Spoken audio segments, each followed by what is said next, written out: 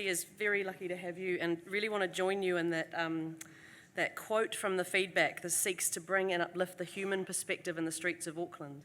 Rings in your ears. I've always wondered about the need for us to have sentences like streets for people. Who else are they for? Who's driving those cars? Anyway, good. It's now my very great pleasure to invite the rest of our panel to the stage. So you've met the very wonderful George. So next up, we have the fantastic Emma McInnes. So Emma is the chair and I'll speak in a timing them up to the stage kind of way. Ladies and gentlemen, I need a soundtrack. Co-founder of Women in Urbanism Aotearoa and is currently an urban designer at Resilio Studio. In her early 20s, Emma volunteered with the climate change solutions focus group Generation Zero. She is passionate about bicycles and has for a long time campaigned to bring more protected cycle lanes to Aotearoa. Welcome, Emma. Welcome, Gary, with the microphones.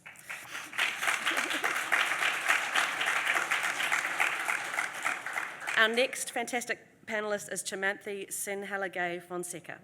Chimanthi is an inner city resident, respect. Urban living has dominated most of Chimanthi's life. Along with inner city Auckland, where she now lives, the vastly different city centres of Beijing, Wellington and Hamilton, go Hamilton, have shaped her perspectives on inner city living and urbanism. Over the past decade, Chimanthi has been an advisor to the leadership of several major cities and later co-headed an urban communications consultancy where she advised on transformative city projects. Welcome, Chimanthi.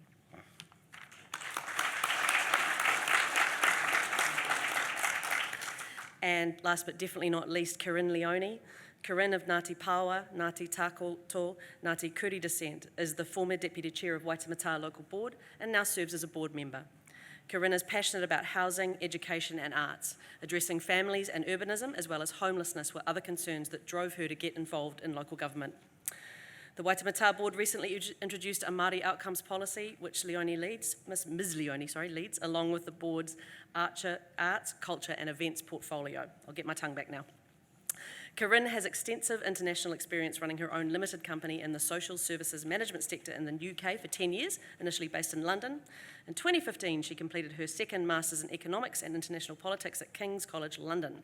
She returned to New Zealand in late 2015 and has a home in Auckland City Centre with her twins. Welcome, Corinne.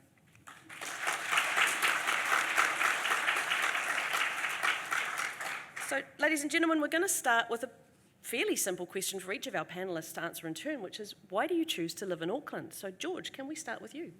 This is our warm-up question. Thank you. I live more or less where Newmarket turns into Remuera, so fairly central inner city. Why do I live there? Convenience, really. It's convenient for almost anything that you want to do. Newmarket is superbly well connected to the rest of the city. There's plenty to do there in its own right. I moved there temporarily for 6 months in 2018 and I'm still there 3 years later, so it can't be all bad. Very good place to be for itself and for the rest of the city. Awesome. Kia ora. That's actually a slightly bigger question for me. Originally, I'm off a beef farm in Whangarei, out at sort of Whananaki, if you're familiar with that. So I had a probably very different background to a lot of current city dwellers, but for me, it was the power of proximity, the power of having people around me, having networks that I didn't really have growing up, kind of isolated on a farm. And I moved here about 10 years ago, and it really changed me and changed my life, having that access that I'd never had before, and having access to support and people that I'd never really had before. So, that power and potential of cities is really an important driver as to why I love cities and live here in Tamaki Makaurau, Auckland, and also just Auckland's fantastic as well. Yeah, it's a bit of a big question for me as well. I've actually lived in Auckland twice. The first time was when I moved here at the age of 10 in 1998. I'm outing my age now as well, and I'm feeling a little bit like an imposter for calling myself a young person, not too far off you, George. First time wasn't by choice. I'd grown up in Beijing. I'll talk about that a bit later, but certainly at a very formative age, kind of seeing the development of a major international city as it kind of went from a very closed economy to kind of this mega city that it is now, that really sort of shaped who I was as a child. And then moving to Auckland in 1998, going from Beijing to Glenfield was quite a culture shock. And so I did my schooling in Auckland, And then after the first year of uni, I decided I wanted to leave, partly for all the kind of usual reasons you want to kind of leave your hometown, go elsewhere, but also because I never really vibed with Auckland. I grew up in a central Auckland suburb. It was all about the boat, the batch, and the beamer. It was a far cry from the very kind of urban environment and just the excitement and energy of somewhere like Beijing. I spent the next 13 or 14 years resisting coming back to Auckland, mostly because of the commute, because that's the one big thing that people talk about. Like, I mean, Auckland, you could tell it was going places, but did you really want to also have to think about traffic all the time, right? And so what ended up bringing me back to Auckland was actually a combination of a job I was offered and just the right time for my wider family. And what I've found in the, kind of my second time living in Auckland is that it's wonderful. So you'll no doubt hear a bit more about that later in the night. Yeah. Oh, I've got this one. Kia ora, everyone. My story is probably very different to a lot of the panelists here. So I bought my apartment on Queen Street when I was in my early 20s. So I was really attracted to obviously being in the city centre and coming from the suburbs. And obviously I was going to university. I was doing my first master's at AUT at the time, and it just made sense to actually be based in the city, and knowing to get out to the suburbs and to be centrally based would be great. I then went on to get another apartment in Hobson Street, and I never actually imagined that I'd end up raising my twins in this apartment 15 years later. But after coming back from London and doing a 10-year stint there, it just actually was really, it felt right to actually be based in the city, to be central to everything. Actually, in terms of traffic, it is great because you're always going the opposite direction of everyone else. And yeah, I think that the way that it's changed in the 10 years that I went and came back, I just thought this is the place that I want to be. So kia ora. Can we keep the mic with you, Kieran, and could you maybe speak a little bit about what your hopes are for families in the city centre? Yeah, so I'm really clear on the fact that with my 4-year-old twins, I want to know that the future of the city centre is going to be tailored to meet the needs of families. So have all of the amenities that we need to have available, have our supermarkets, have our shopping centres. We've got K Road, we've got all of the things that we actually need. It's just ensuring that we do get up to speed with the best transport, which we're on our way towards doing. And I know that at the moment the hot topic is Queen Street, which is obviously going to be ongoing as well. So the future for me is to ensure that we have all of the services available for them. At the moment I do struggle because we have limited kohanga in the city centre, so I have to travel every day all the way to Glendowie to take my twins to kohanga, so we only have one. That's the only downfall, but obviously when we improve transport links and things like that, I think that will become a lot better in the future. But yeah, we should be able to design these cities so that everything can be met here in the city centre, and obviously the time that I spent in London, we know that these things can happen, so I'm really excited for the future.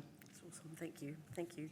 If it's all right to pick up on the slight teaser that you gave us, Chimanthi, about Beijing, etc., there's a great question here about the stark differences that you noticed from the Auckland that you left when you were 19, between your experiences over there and what you see now in this city. Yeah, I mean, I think it's really interesting that you talk about your children, because I was one of those urban children. When we first moved to China, I was a year old. We didn't have a car or anything, so what my parents had were 2 bikes, and they strapped me onto the back of whichever of them was sort of wanting to have me on their back, and that's how we travelled around, right? And this was sort of the very early 90s. And then in terms of kind of, that, like, in Beijing, it was safe for children at the time, especially if you were like a foreign child, which, there's a darkness to that I won't get into.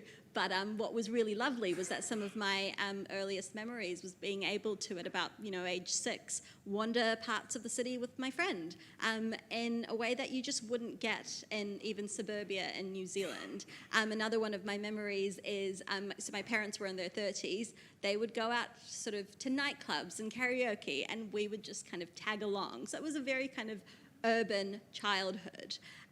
So moving to Auckland, I think it was, the suburbia was deafening in many ways. It was sort of, Glenfield was, it was greener than Beijing. The shore is beautiful, but certainly it felt at the time like there was a real lack of energy, there was a real lack of diversity. Like Beijing was a big metropolitan city.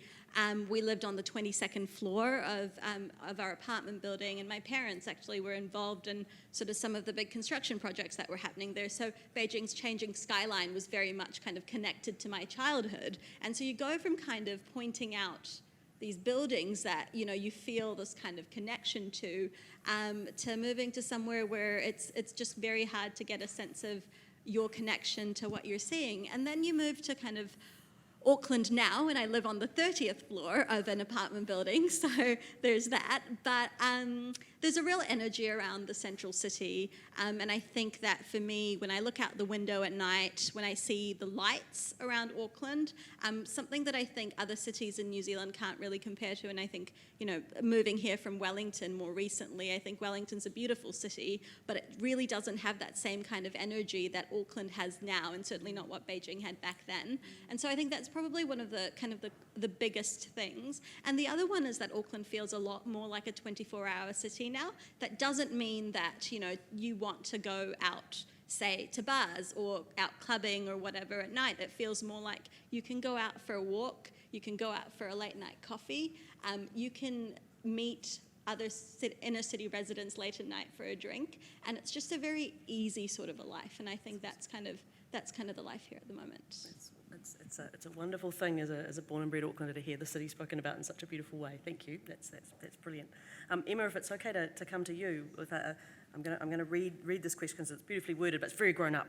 The City Centre Master Plan sets a vision of an inclusive city centre that is relevant, engaging, and accessible to all who call Tāmaki Makaurau home. You've been vocal, rightly so, about the need for women to be more involved in designing cities. Can you talk to us about why this is important in creating an inclusive place? Yeah, well, cities are incredibly gendered. Basically, since the beginning of time, they're being designed by and for men. And I think that the city centre master plan, as what George presented before, really does set a different tone. It is more focused on being more inclusive and really a city for all.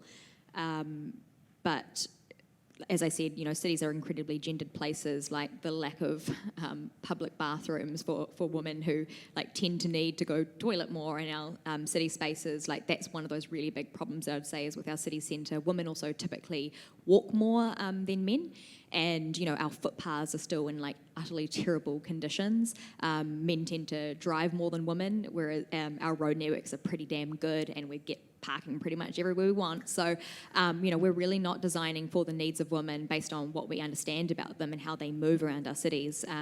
They also prefer, overwhelmingly, women prefer to take more environmental modes. They prefer taking public transport, walking, cycling, scootering.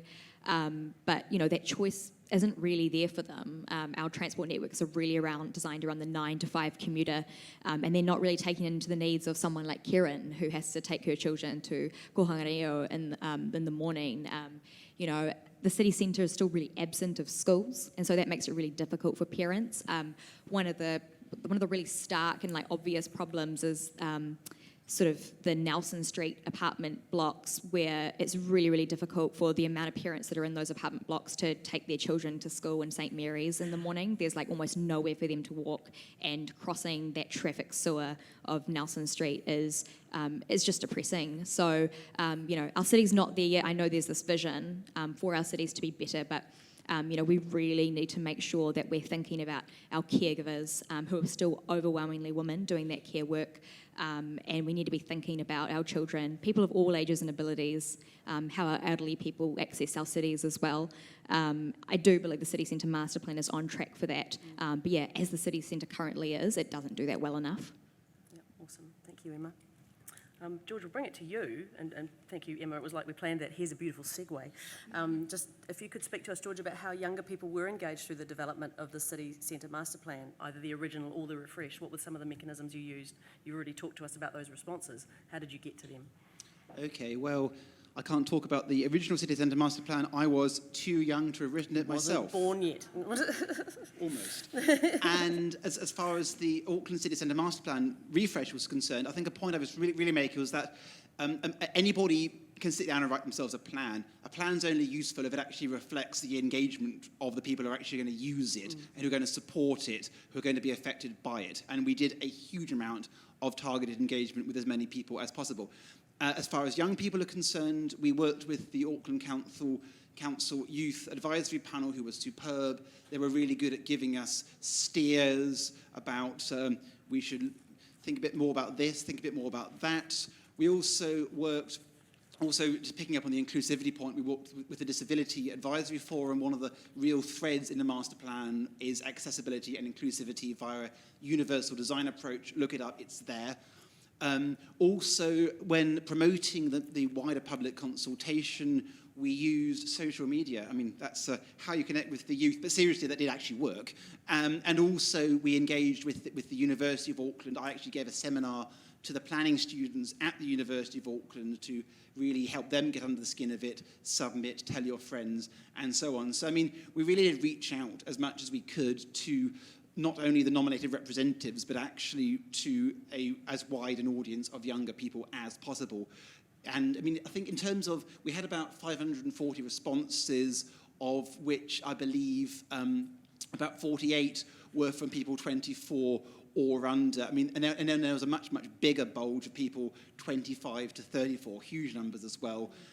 So, I mean, there's a huge amount of interest in the future of the city from the people who have plenty of their lives to grow up and see the city grow up and really want to see a city that actually works for them.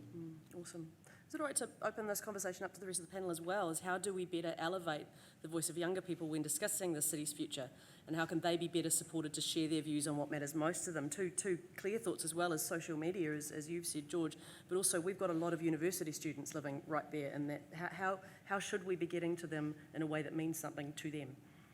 While I've got the mic before I pass it down the line, I think it's very important that people in decision-making positions of authority remember that you have one mouth and you have two ears, and you're meant to use them in that proportion. It's very easy to be like old Aristotle and sit there from your position of being a bit of a sage, dismissing anyone who's younger and less worthy than you. But that's nonsense. You can always keep on learning, and it's terrifically arrogant to assume that superiority means omniscience. I mean, if anybody ever turns to you and says, I've finished my education, you're going to be on the receiving end of a boorish monologue right after that. You never stop learning. No one ever stops learning, and always be willing to actually learn from, engage with people. If somebody says something to you, don't just bat it back like you're playing ping pong. Actually listen to what they say, take it in, really engage meaningfully. People will respect you for it, and you'll have a much healthier dialogue than just trying to play tete-a-tete with somebody whose opinion isn't the same as yours. Yeah, so I think I've got a really simple solution. When young people ask for something, when they want, more urgency on climate change, when they want better walking and cycling infrastructure, we should listen to them and take note of what they're saying in the same way that we give value to the owners of Gucci or whatever ridiculous brand on Queen Street. They kind of are able to get their way. When they complain about something or want something, there's an emergency meeting the next day. We've got to change this right now. Why aren't we listening to young people and children in the same way? So yeah, there you go. Just those in decision-making positions can do that, so they should be. Awesome. Thank you, Emma.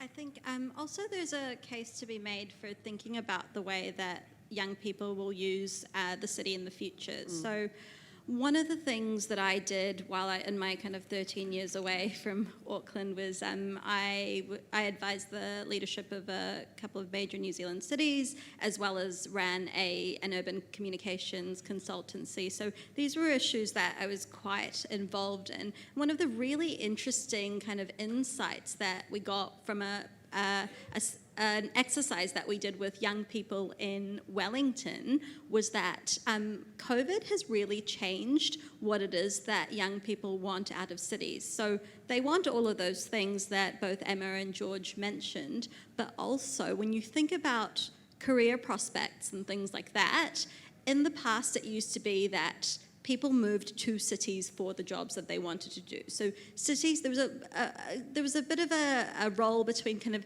cities and the way that they attract talent, especially young talent, and how they try to keep talent there, right? Whereas now with kind of the rise of work from home and things like that, the feedback that we got from younger people in Wellington, and I suspect it might not be too different in Auckland, is actually now that they're allowed to work from wherever they want to, suddenly there's no real need for them to stay in cities, especially with things like rising rents. Now, the thing about Auckland's Central that not a lot of people talk about is that as a result of COVID, you've actually experienced a decrease in rentals, or rental prices rather. And it's really prime time for Auckland to think about how they leverage that to attract younger people to stay here. And so I think that this is less about sort of how we engage with younger people, but also how we think about what it is that those younger people will kind of need in the next kind of 5 years, or where they might take their lives, and how cities can kind of remain competitive and remain kind of vibrant by attracting those younger people to remain here. And I think that's absolutely on top of everything that George and Emma have mentioned. Yeah, so I just want to add to that as well, because I think, so one part of it is going out to the young people, because we know that like the high schools, for example, you've got a whole cohort of young people that are then going to become city centre dwellers as young adults. And the other thing that we have talked about in the local board is how do we change the way that young people would see the city centre as being a place that they would actually live long term.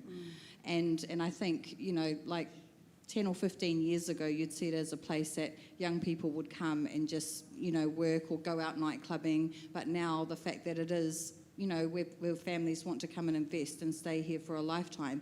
So I think there's other schemes that, for example, over in London, you've got the key housing scheme, worker housing scheme, where, you know, if local government did steer towards that in the future, where if there's possibility for them to transition into home ownership and things like that, and we actually start to build those pathways, we'd get a very different response from young people. That's awesome, thank you. Corinne, if it's okay to ask a question specifically of you, then we're going to go to the Slido on the floor. So start cooking up those questions. I'll say them again. Questions, not statements, ladies and gentlemen. Questions. We love questions here. Corinne, it's a big question. What role do you think Māori should play in the future developments in the making of this city?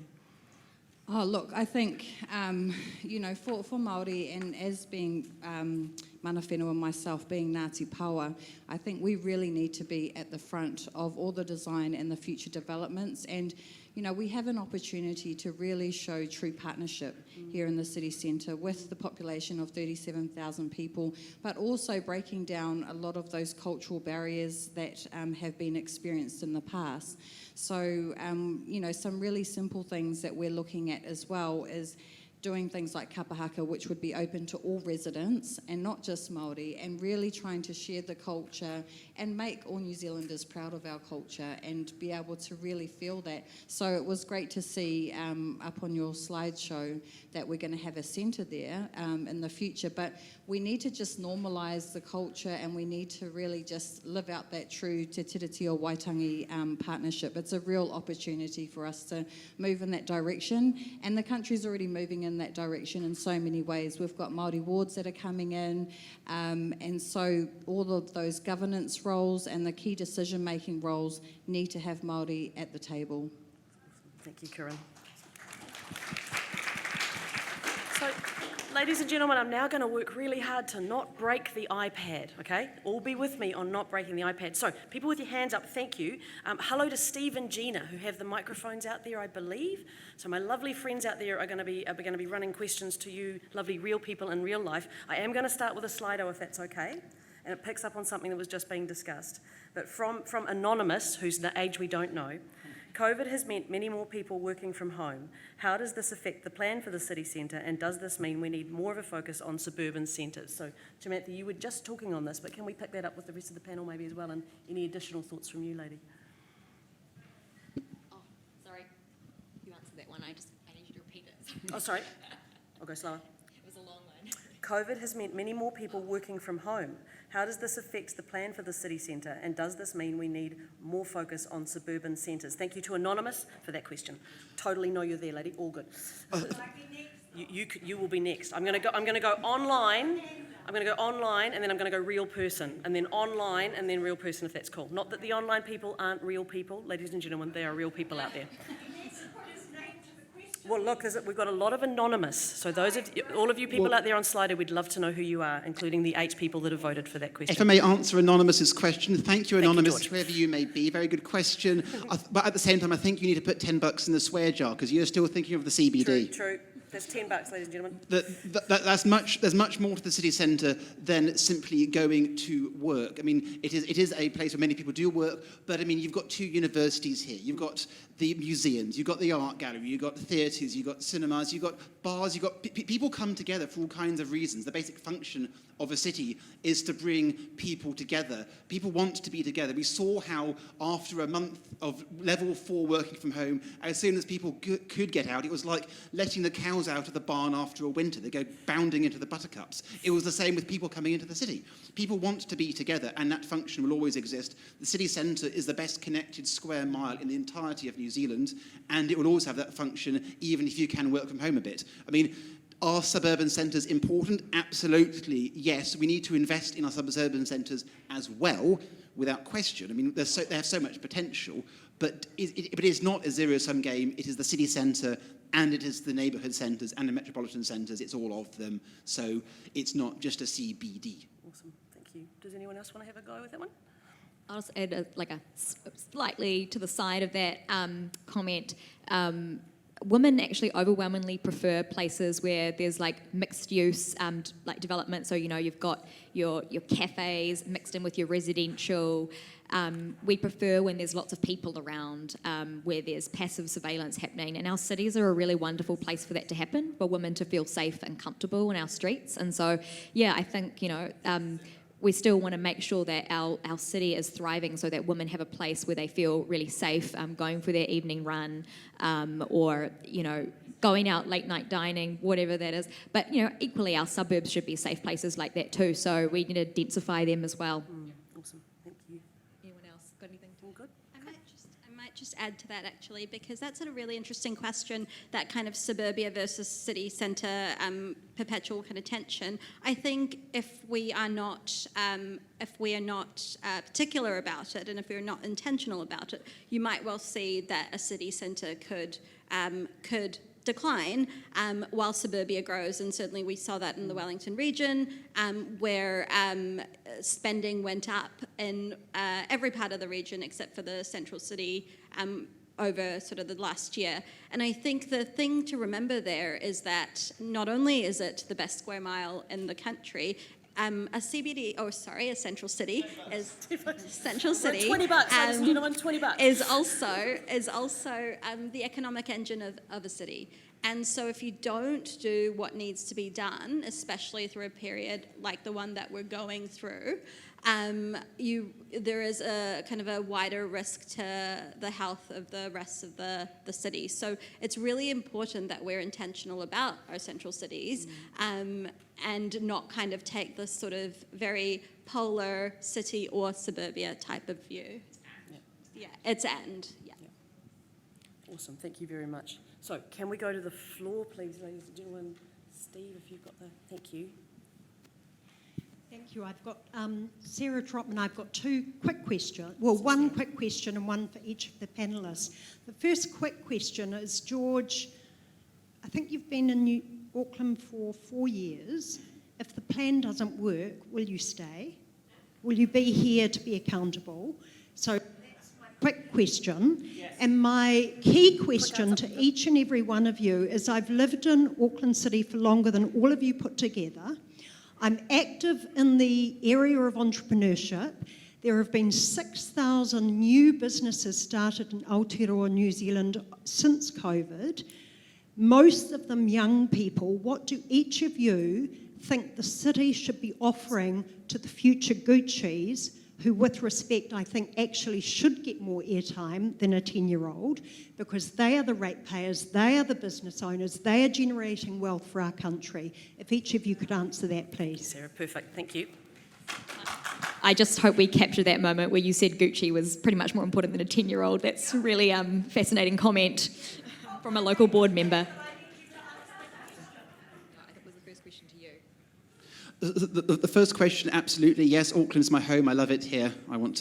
The thing about being an urban planner is it's not like being a software developer. It takes years for plans to happen. You've got to sit here and actually make it work and nurture it and continue to deliver it. So yes, in terms of what you want to offer young entrepreneurs, the 10-year-old person writing a letter to the Herald, Prococcia 10-year-old of today is the business owner and entrepreneur and ratepayer of the future. And if they don't like the city, they won't pay rates here, they'll leave. They'll go somewhere else, Wellington or Dubai or wherever. So really it's about providing a city that brings people together and really has space for business, space that is convenient, that is inviting. I suppose you sort of want what you want in cities is fuzziness. City building is not Sim City. You do not precisely plan it all out like Lego. What you do is you provide the entrepreneurial space which allows people to flourish. So that's basically about making life easier to have good ideas and to develop them. I do not speak as an entrepreneurial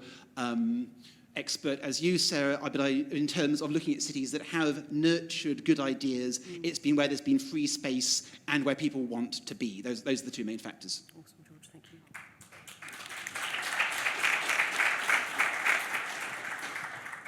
you. Yeah, and also I hope those 10-year-olds survive because of all the black carbon, thanks to all the bloody cars that we have in our city centre that shouldn't be there to make it through to own those businesses in the future.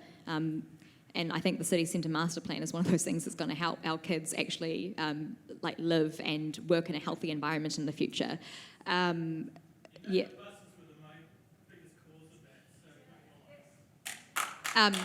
Yeah, I would also, before I answer, really, it's really difficult being on a panel, and I've actually got hearing loss in my right ear, and so when I hear people kind of muttering things that they disagree with in the crowd, it's actually really distracting and not really respectful. So, I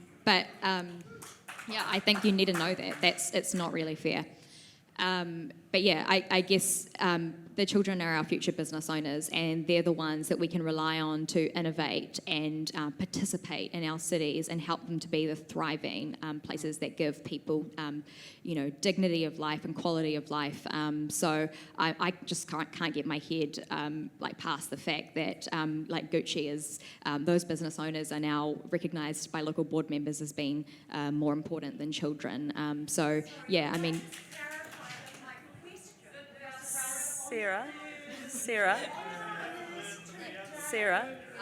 I'm sorry, I just think this Can is I, really bad behaviour I'm going to by an interject elected as member. MC if it's okay. One of the original first things that we asked of the family was that it's a friendly conversation this evening. And what we're trying to talk about is how we get young people involved in this conversation. And if I was a young person listening online right now, I'd be going, well, I don't really want to hang out with grown-ups arguing. So please can I ask that from here on in we try and keep a friendly tone, and remember we're trying to introduce people to this conversation. It's all good. I'm going to hand it, I promise. But that's kind of my request, if it's okay from the floor. I'm going to stick with some Slido questions for a while, and I think what we want to try and work on here is some optimism of what would make people join this conversation, if that's okay. So back to our panel to answer Sarah's question. Cool. I'm going to answer it in two parts. First, I'm going to tackle the issue of the 10-year-olds. So I am not a 10-year-old, nor do I have one, but I'm certainly old enough to have a 10-year-old. And so I suspect that a city that works for a 10-year-old would be a great benefit for me as a 30-something, because I know that my child is safe and happy, much like I was in Beijing. So I think that's sort of the short answer to, why do we want cities that are livable for children. But coming to that second point around entrepreneurship, I think that's actually a really interesting point. If you look at the pre-COVID times, cities competed with each other for talent, and I think somewhere like San Francisco is a really good example that everyone kind of knows about, in the sense that it was, highly entrepreneurial, highly creative, and really pulled people in terms of, if you wanted to be involved in, say, activity in Silicon Valley, you moved there, right? And so that tells you that there's a real kind of connection between getting people to live in your city and the entrepreneurial spirit. And so I think that for Auckland, one of the things that Auckland can consider is when you have discussions around things like empty commercial, say, shop fronts or empty commercial buildings, thinking about sort of converting those to residential, because again, the more you can increase supply of housing, the more you can decrease price of housing, the more likely it is that you are to attract those kind of future entrepreneurs. But at the same time, a city becomes more creative and more entrepreneurial the more dense it is. And so if you're getting people actually living in that kind of in the country's best square mile, but also spending in the country's best square mile, and I say this for anyone who follows me online will know just how much I spend in the city, and you know you need more young millennials doing that, because you're very much the entrepreneurs as well as the audience of the city. So, Awesome. Thank you. So kia ora everyone. So I strongly believe in parallel planning in this instance, that we have to plan for obviously our children and we have to plan for the businesses. So I have run my own business before and I know the importance of having the supports in place for that. But I guess my vision around supporting our businesses, and especially the fact that we have got targeted rates that support businesses in the city centre and across central Auckland. So there is an actual fund that is supporting them to some degree. But how can we actually get our young people to move into that space, or to be supported by some of these entrepreneurs that are opening their doors, that are, there's a lot of possibilities here in the city centre, I believe, about providing work experience and things like that, which, you know, from a wider perspective of families, because all of those families that are living here, which has been mentioned, they're all spending money. You've got in certain parts of central Auckland, around 50% of the businesses are actually people that are working from home. So that is also another, point that we have to take into account in terms of the future of supporting our businesses and entrepreneurs that are coming up. So we need to look at all of the different aspects, but the key thing is I do believe in that parallel planning for all of those really important things that are coming through. Awesome. Kia ora. Thank you. Very good. Yeah, awesome. I'm just going to flag, because this was our second. I'm just going to go online for a heartbeat. If we could get a mic to this nice lady for the question after this question. I'm going to overtly pick Keegan's question because he's put his name on it. So thank you, Keegan, for your question.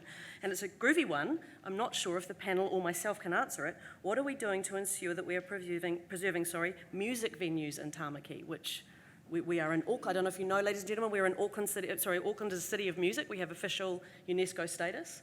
Music is a pretty clear way of making sure that we've got a range of voices in the city and a range of creativity. George, do you have any thoughts on that question? Other than that, the wine cellar is superb. Yes. I cannot give a council answer on that, but let's have another event here next month and discuss it in more detail. We'll put it on the list for Ashley, ladies and gentlemen, so thank you, Keegan, for that question. Have you got the microphone there? Yep, brilliant. Thank you, Steve. You have now. Is it working? Yes, it is. Right, I'm representing the older person, and very few of my friends will come into the city these days.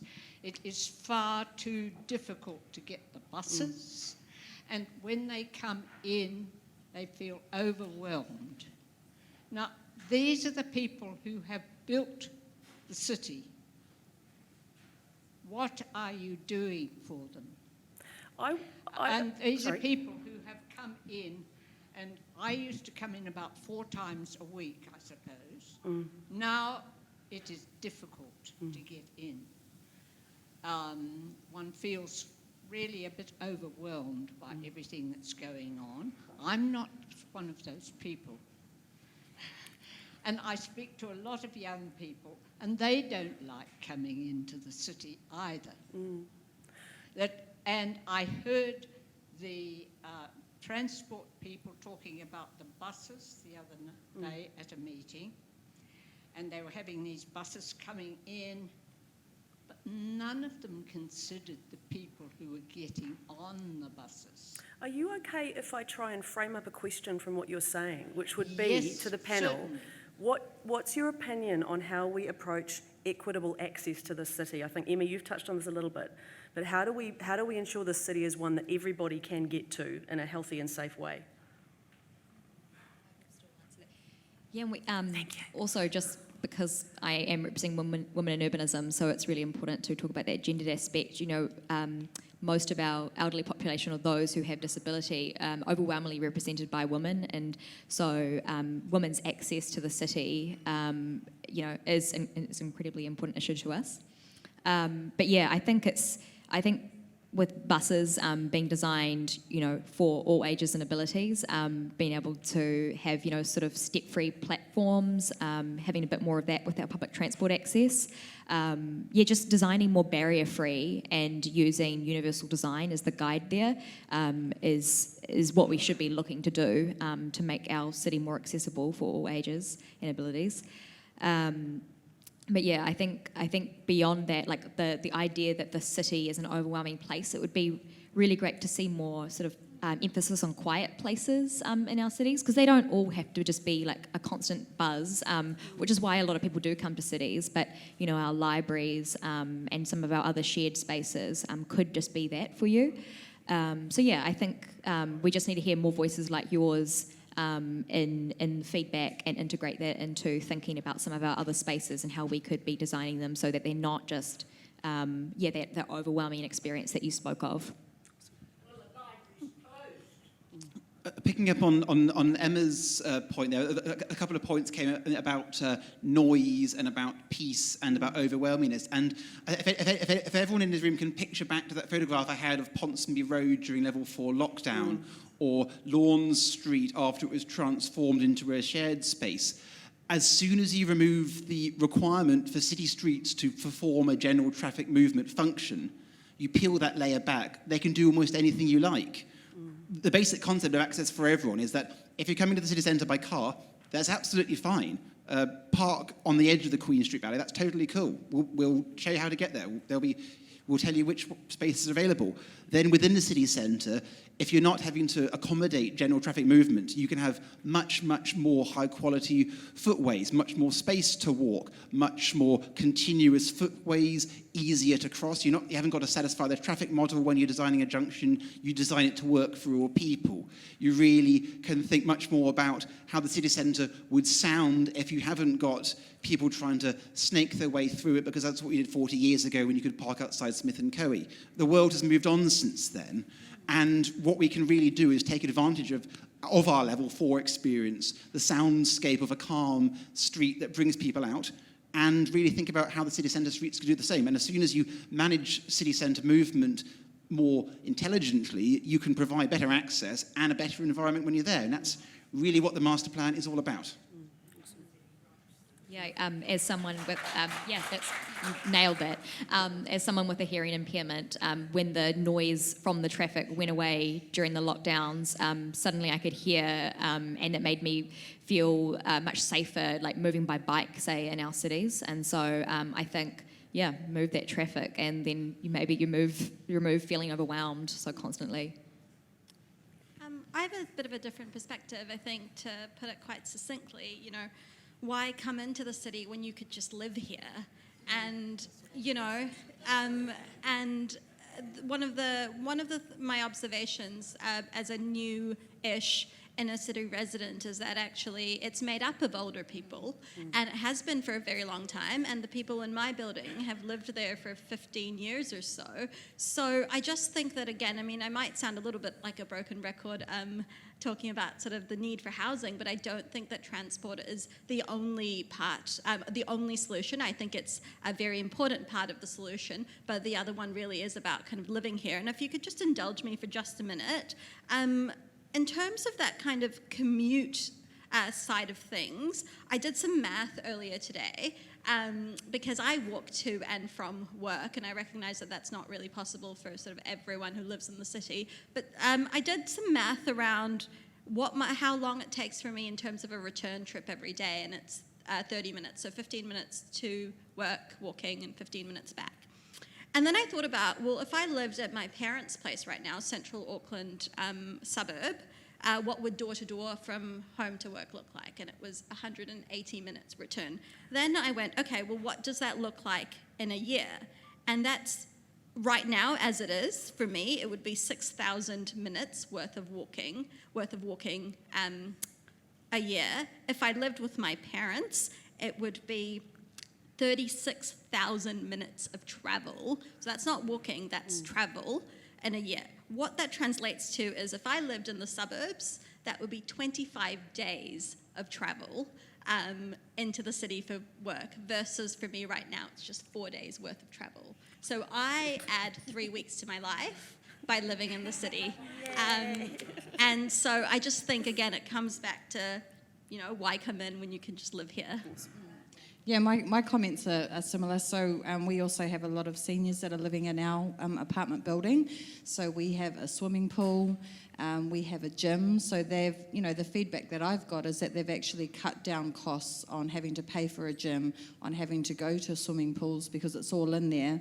We've got a community space that all of the residents can sit if they want to have a meal in the evening, for example, in the summer.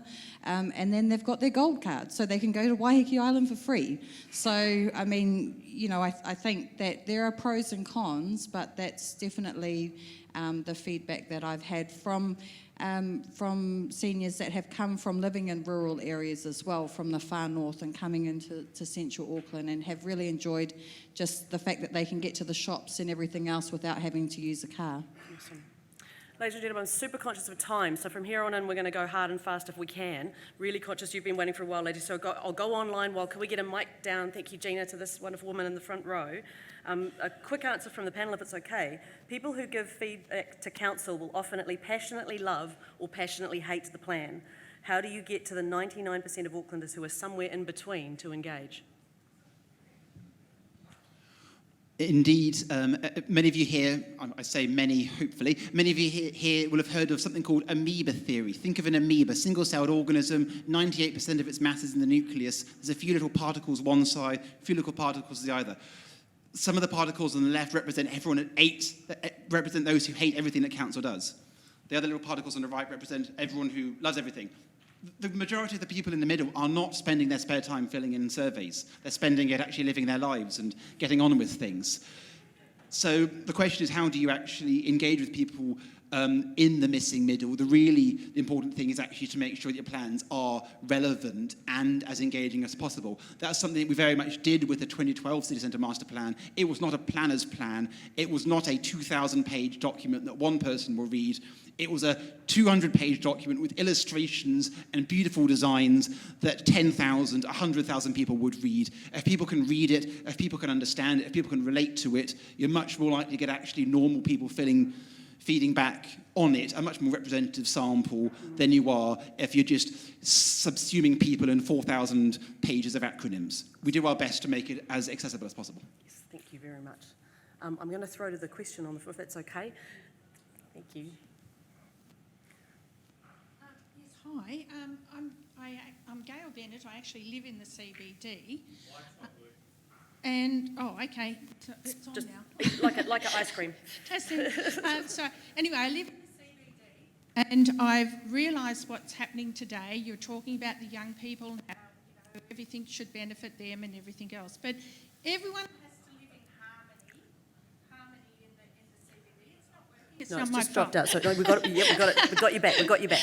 But live in harmony in the CBD, and that includes all the other residents who actually pay rates and all that sort of stuff. So now, I know you want to do a lot of benefits for young people, so that they have a vibrant town and everything else, which is great. Is there a question, Gail? But Sorry yes, to rush there you. is, in a few seconds.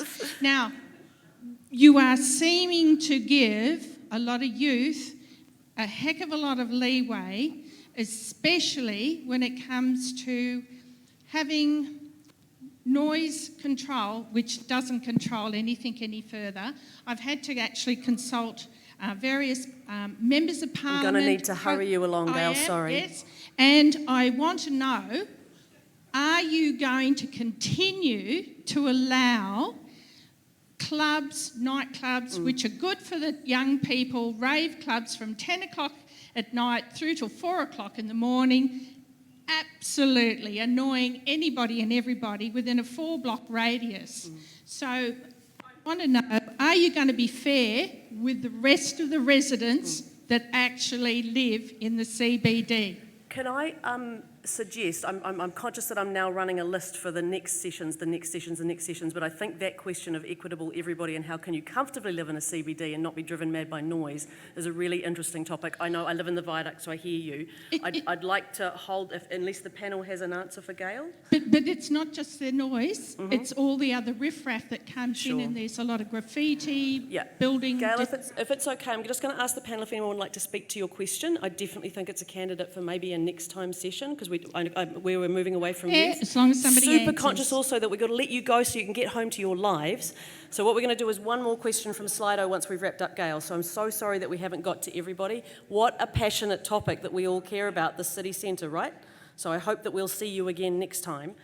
Would someone like to speak to Gail, what Gail's raising, or is it, we'll keep it for a... It's the mix of the city kind of question. I haven't got an answer for Ashley yet, but it's sort of in that territory. Just a very quick point. As the city densifies, you need to find ways for many different land uses to work close together. Sound insulation, acoustic coherence is absolutely vital. I don't think it's something we do particularly well in this city. And designing buildings that do not let the sound in and out is a superb idea, and I support it. Yeah. What I'm going to do now is ask our panel to give us a very quick fire closing answer to a question before we invite Shane Henderson up to wrap us up for the evening. So I want to say a massive thank you to the audience, especially those of you that have been comfortable and paying attention in a beautiful, supportive way. The question from Slido, it's anonymous, forgive me everybody, it isn't anonymous. Ladies and gentlemen, on the panel, with youth in mind, because that is the topic of this evening's conversation, ladies and gentlemen, if you could implement one thing from the City Centre Master Plan tomorrow, what would that be? Corinne, can I start with you? Of course, I have to say Māori outcomes right across the board. Kia ora. Awesome. Thank you.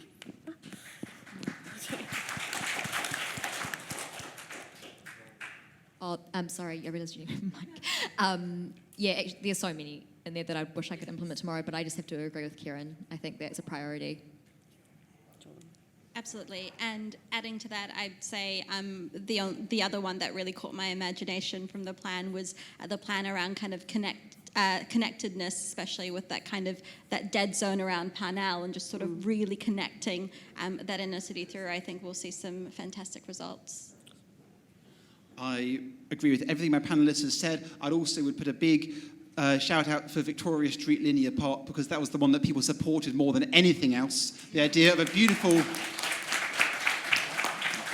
public space across the city centre, linking Albert Park with Queen Street, the busiest street in Auckland, going to link Aotea Station, the busiest station in New Zealand, Sky Tower, NZICC, major destinations, linking that down with Victoria Park. I'm going to have to wrap you up. Linear Park. Absolutely. Thank you, George. Ladies and gentlemen, a massive round of applause for our panellists. Thank you, Homai Te Pakitaki. The quote I'd like to take out of it is being intentional, which I think was Chimanthi's. Ladies and gentlemen, please can I introduce to the stage the very fantastic Councillor Shane Henderson to wrap us up. Shane is the Deputy Chair of the Finance and Performance Committee and Waitakere Ward Councillor. He's also the Liaison Councillor for the Youth Advisory Panel, hence he is here with us tonight to see us home. Thank you, Shane. Thank you, guys.